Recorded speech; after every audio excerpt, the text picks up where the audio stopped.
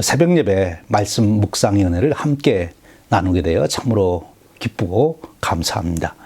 저는 시카고 한인체연연합 감독의 김광태 목사입니다. 우리 함께 기도하겠습니다. 오늘도 새날을 열어주시고 은혜 자리로 이끄신 하나님 아버지, 그 사랑을 인하여 찬송과 영광을 돌립니다. 하루를 시작하는 첫 시간에 말씀을 듣고 묵상하도록 이끄시는 성령님께 감사를 드립니다. 오늘 아침에도 또 한 번 하나님의 말씀을 통하여 우리를 향하신 하나님 아버지의 거룩하신 뜻과 그 신비를 깨닫게 하여 주옵소서. 그래야 우리가 직면하는 모든 일들을 잘 분별하며 어리석음이나 오류와 제약에 빠지지 않게 하여 주옵소서. 오늘도 방황하지 않고 하나님의 뜻을 따라서 거룩한 삶의 열매를 풍성하게 맺게 하여 주옵소서. 예수님의 이름으로 기도하옵나이다. 아멘.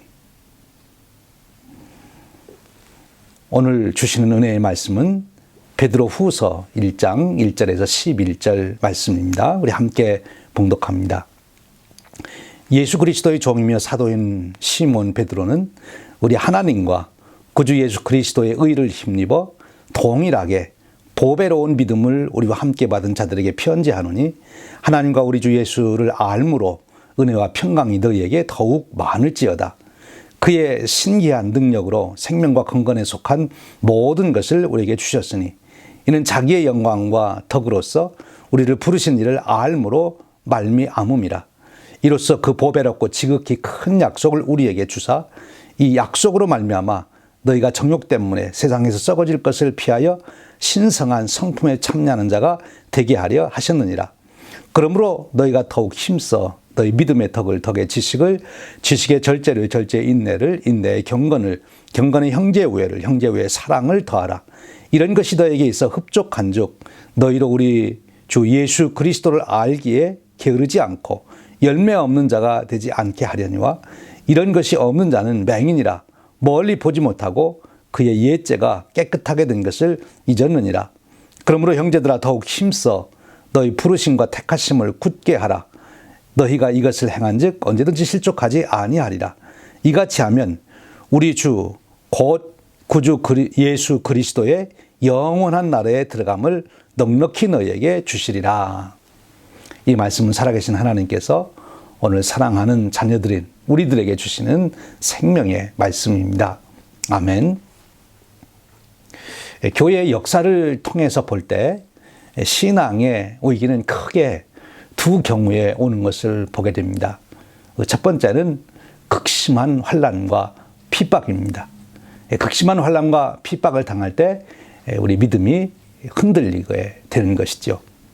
그래서 사도 베드로는 베드로전서 1장에서 바로 초기 그 극심한 환난을 당하고 있던 성도들에게 격려의 편지를 썼습니다.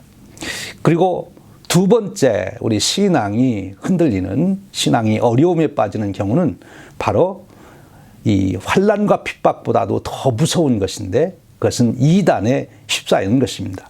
또 시대 사상에 빠지는 거죠.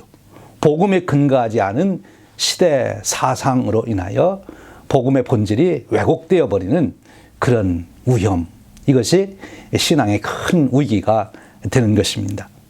이 베드로 후서는 바로 베드로 전서를 쓴 3년 후에 사도 베드로가 그 당시 영지주의 또 몬타누스주의의 영향을 받고 있던 그런 이단 사상에 의해서 흔들리던 교회에 복음에 굳게 설 수 있도록 주신 은혜의 말씀, 권고의 말씀이 됩니다.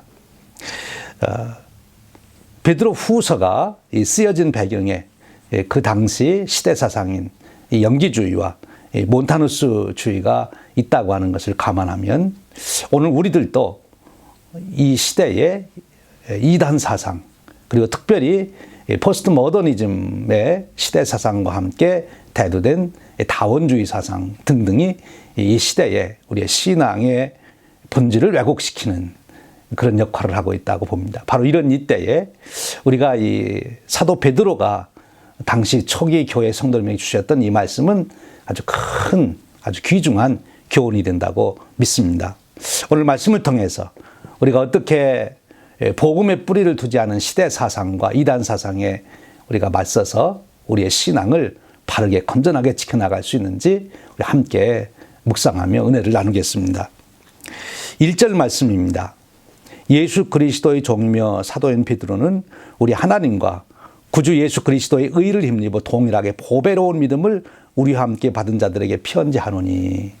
여기 아주 중요한 단서가 있습니다. 믿음입니다. 그런데 어떤 믿음입니까? 보배로운 믿음이다. 그렇게 표현하고 있습니다. 믿음이 얼마나 소중한 것이면 보배라고 베드로가 표현을 했겠습니까? 그렇습니다. 믿음이 파손하면 신앙인의 삶 전체가 파손을 당하는 거죠. 믿음이 기초입니다. 믿음이 흔들리면 안 되는 거죠. 확고한 믿음을 가져야 되는 것입니다. 그래야 견고한 신앙의 삶을 살아가게 되는 것이지요. 그런데 이 믿음이 어떻게 해서 생기는 것입니까? 오늘 말씀해 보니까 우리 하나님과 구주 예수 그리스도의 의로 말미암았다. 즉 우리가 가지고 있는 믿음은, 이 보배로운 믿음은 예수님 때문에 생긴 믿음이라는 거예요. 그러니까 예수님을 떠나서는 보배로운 믿음을 가질 수가 없습니다. 예수님이 보배로운 믿음의 핵심이에요. 그럼 예수님을 통해서 우리에게 주어진 보배로운 믿음이란 과연 구체적인 내용이 그게 무엇입니까? 4절에서 보여줍니다. 4절 말씀입니다. 이로써 그 보배롭고 지극히 큰 약속을 우리에게 주사, 이 약속으로 말미암아 너희가 정욕 때문에 세상에서 썩어질 것을 피하여 신성한 성품에 참여하는 자가 되게 하려 하셨느니라. 여기 또 보배롭고, 이 보배라는 말이 나오고 지극히 큰 약속이라고 말합니다. 그러니까 우리의 믿음은 정말 보배롭고 지극히 큰 약속을 믿는 믿음이라는 거죠. 예수님 때문에 가지게 된 보배롭고 지극히 큰 약속을 믿는 믿음, 그 믿음이 보배로운 믿음, 우리의 삶을 견고하게 세워주는 믿음이 된다는 것입니다. 그럼 예수님 때문에 우리에게 생긴 구체적인 그 약속의 내용은 무엇입니까? 그것은 바로 예수 그리스도로 인하여 우리가 하나님의 자녀가 되는 신성한 성품을 얻게 되는 축복을 받았다는 것이고, 그리고 그리스도의 재림에 대한 약속이 있고 새 하늘과 땅을 주시겠다고 하시는 약속이 있습니다. 그리고 그리스도의 영원한 나라를 우리가 상속하게 된다고 하는 약속이지요. 얼마나 놀라운 약속입니까? 보배로운 약속입니까? 이 약속을 굳게 믿고 붙들고 있어야 우리가 이 시대 사상이나 이단 사상에 현혹되지 않고 우리가 건전한 그리스도의 삶을 살아갈 수 있다는 거예요. 여러분, 우리의 믿음은 예수님이 중심입니다. 예수님 때문에 우리에게 이루어진 약속, 이것을 꼭 붙들으시길 바랍니다. 예수님 때문에 내가 하나님의 자녀가 되었고 신성한 성품을 얻게 되었고, 예수님 때문에 우리가 그리스도의 나라를 상속하고 새 하늘과 땅을 상속하는 그런 축복을 누리게 됐다는 거지요. 그리고 계속해서 2절 말씀이 또 말합니다. 하나님과 우리 주 예수를 알므로 은혜와 평강이 너에게 더욱 많을지어다. 여기 주 예수를 알므로 은혜와 평강이 너에게 더욱 많을지어다. 이것이 잘못된 시대 사상이나 또는 이단 사상을 극복할 수 있는 길이라고 하는 것입니다. 여기 은혜와 평강이 너희에게 더욱 많을지어다, 이 표현을 사도 바울이 많이 썼는데요. 사도 바울이 쓴 표현하고 여기 사도 베드로가 쓴 표현이 원어적으로 보면 다릅니다. 사도 바울은 보통 우리가 생각하는 대로 은혜와 평강을 많이 누리십시오, 이런 축복의 의미로 사용되었다면, 여기 베드로 사도는 그렇게 말하지 않고 우리 그리스도인 각자가 하나님의 은혜와 평강을 체험해야 된다, 그렇게 간구하고 있는 것입니다. 그걸 누리라, 받아 누리라 하니 그것을 체험해야 된다, 그렇게 말하고 있는 거예요. 그리고 그 은혜와 평강을 체험할 수 있는 방법으로 무엇을 말합니까? 하나님과 우리 주 예수를 알므로, 여기 안다고 하는 아주 중요한 단어를 사용하고 있어요. 하나님과 주 예수를 알아야 은혜와 평강을 체험할 수 있다. 그 은혜와 평강을 체험해야 시대 사상과 이단 사상을 극복할 수 있다라고 말합니다. 여기 안다는 말, 헬라어로는 에피그노시스라고 하는 말인데, 이것은 단순히 인포메이션, 지식을 얻는 명확하게 어떤 지식을 얻는 그것을 말하는 것이 아니라 인격적인 교제를 통한 알물 말하는 것입니다. 인격적인 교제를 통해서 체험적으로 알아가는 알물, 바로 에피그노시스라 그렇게 말하죠. 그러니까 우리가 일상의 삶에서 하나님과 우리 주 예수 그리스도와의 인격적인 교제를 통해서 그분을 체험하는 그런 은혜를 누리고 그런 은혜를 경험해야, 평강을 경험해야 우리가 이 잘못된 시대 사상과 이단 사상을 이길 수 있다 하는 것입니다. 3절 말씀을 보면 이렇게 설명하고 있어요. 그의 신기한 능력으로 생명과 경건에 속한 모든 것을 우리에게 주셨으니, 여기 경건이라고 하는 말씀이 나오지요. 바로 이 경건이 무엇입니까? 바로 예수 그리스도와 동행하는 삶, 하나님과 동행하는 삶이 경건한 삶입니다. 그런데 어떻게 하나님과 주 예수 그리스도와 구체적으로 동행해 가는 삶을 살아가는 것입니까?